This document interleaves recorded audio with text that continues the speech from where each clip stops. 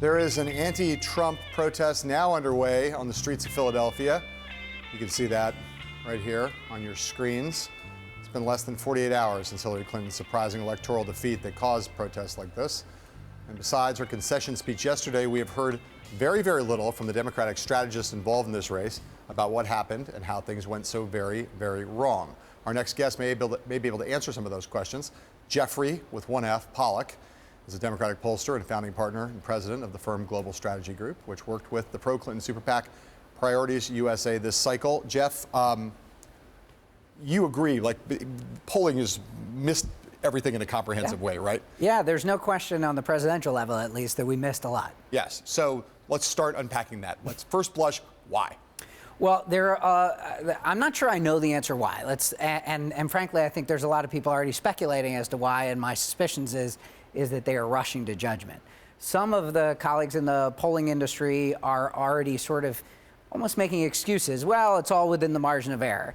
Anybody who says that, I think, is fully kidding themselves. What we know is that in states, particularly where there was a high number of non-college white voters, the error in terms of predicting for Trump or Hillary was much higher. So the larger the number of non-college whites, larger error. So clearly we have missed something on the polling side in terms of looking at that kind of data. And I think we've got to figure out what it is. Why is it? Are they not talking to us? Are they not interested in doing surveys? Are they a group of voters that's so dissatisfied with the system that, in fact, even the phone call is a part of the system? So obviously being wrong means that Hillary Clinton was shocked and disappointed more than she would have. But presumably if the data was wrong on Election Day, it was wrong a month ago, right? So we go back a month ago. If they had a better model, they'd say we're in more trouble in Pennsylvania and Wisconsin and Michigan than we thought, right? That's the real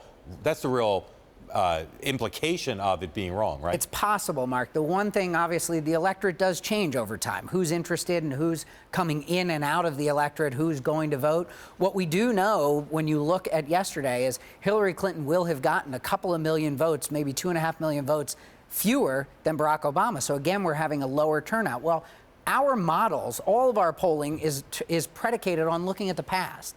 And past behavior being repetitive, particularly in presidential elections, which it normally is. If it's off, we have a very hard time figuring out turnout. Right, but so just to break down, you're saying part of the underperformance that was not picked up in the polls was with white working class voters, right? Are there other groups, as you've looked at the data, are there other groups that seem to have been where Hillary Clinton seemed to be better in the polling, but worse on Election Day? The largest correlation seems to be that. Here's the truth. I'm not even sure about the exit polls right now. We're reporting on some of the exit polls as if they're religion, and yet I'm not sure, particularly the Hispanic number, for example, that many of us are already repeating. When you look at the precinct or county level data, I'm not sure that the reality is going to be that Donald Trump did better with Hispanics than Obama. I'm highly skeptical. Than Romney. I'm sorry, than Romney. Excuse me, than Romney. Let me go to a particular group that's been bugging me for the last 2 days. White college-educated voters. Yeah. We saw polling all year long, including some that we did here with highly reputable pollsters that said Hillary Clinton was going to be the first Democrat ever to win white college-educated voters. She was way ahead with white college-educated women and ahead with white college-educated men. Right. On the day, at least according to the exit polls, she won white college-educated women by a much narrower margin and lost white college-educated men. Yeah. So what explains that? There are multiple scenarios. Part of it, is it possible that there's this sort of shy Trump voter scenario that we've talked about? I think it's possible. I'm still not there yet. And again, I think we've got a lot of digging to do. The great part about data these days is take 6 months from now when the voter files are updated, we're going to be able to look back at people who said that they were going to vote for Hillary Clinton and look at those white college-educated voters and really see in these precincts what happened. The other thing is, I think we make broad assumptions. What's a white college-educated voter? Let's be clear. A white college-educated voter in Montgomery County, Pennsylvania, in the suburbs of Philadelphia, isn't the same as a white college-educated voter in Des Moines. And to sort of blanket say that they are is kind of silly. And so to some extent, I think we have to look. Hillary Clinton won Orange County, California, I believe the first Democrat to do that. That's that kind of white college-educated voter in one place, as opposed to Des Moines or any of the other places in the Midwest, even Pittsburgh. I agree with you. One of the biggest problems in American journalism, political journalism, and politics is treating the exit poll like it's a tablet. Yeah. It is done on the cheap now. It's just not great. So if Hillary Clinton called you up and said, Jeff, I need to figure out what happened, what kind of autopsy could you do on their data and on the public data to figure out what happened? I'm sure that they did the best that they could do with the data that they had. I think that what I would want to do is to say, wait, take a pause, look at this stuff in a couple of months, and let's really look deep, deep, deep.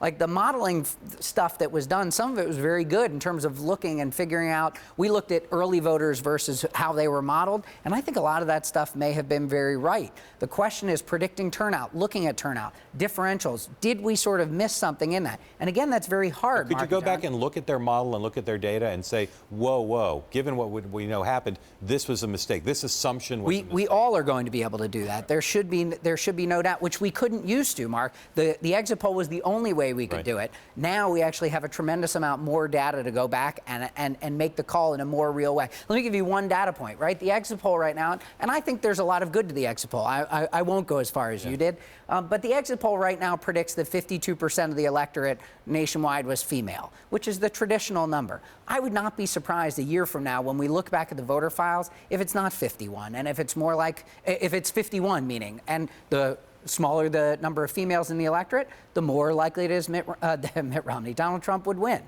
So that's the kind of stuff I think we can look at. So all these things are totally fascinating, and I'm fascinated by them. But here's another question that just is a dumb question that someone would ask.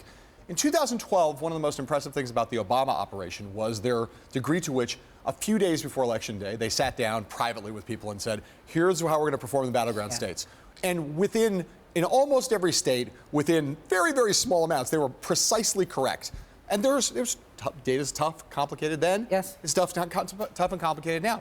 How could they be so on the money and have this operation, these people in the Clinton campaign, be so far off when a lot of them are the same people? Yeah, again, I don't know because I'm not in the campaign. They're going to talk a lot, I'm sure, about what they saw. That is a place, though, where error does make a difference, where 1 or 2% difference. There's a great article today about what a 2% difference could mean. So I do think error has something to do with it. I also think that things do break at the end of the day. We're going to find that multiple things came into play, but a shift in sort of who independents were voting for and who they were passionate about, that seems to be a very overwhelming thing in some of the numbers I've seen.